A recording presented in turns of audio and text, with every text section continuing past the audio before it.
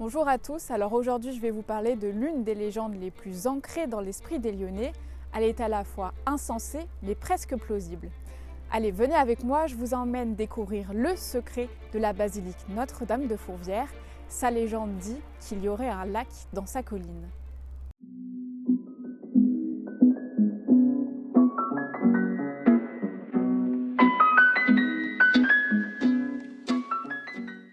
Ce mythe vient en fait fournir une explication à un drame qui s'est déroulé le 13 novembre 1930, l'effondrement d'un pan de la colline de Fourvière qui a causé le décès de 39 personnes.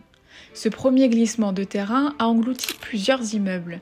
Certains bâtiments ont été éventrés et les occupants des immeubles surpris dans leur sommeil.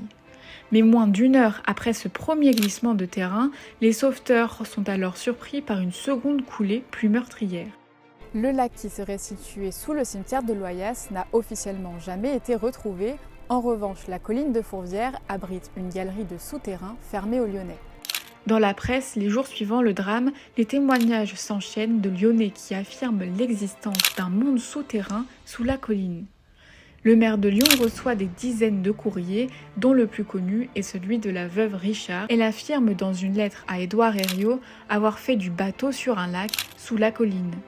Les historiens s'accordent en effet sur l'existence de cavités remplies d'eau, mais pas de lac à l'horizon. La colline est également traversée par des galeries drainantes.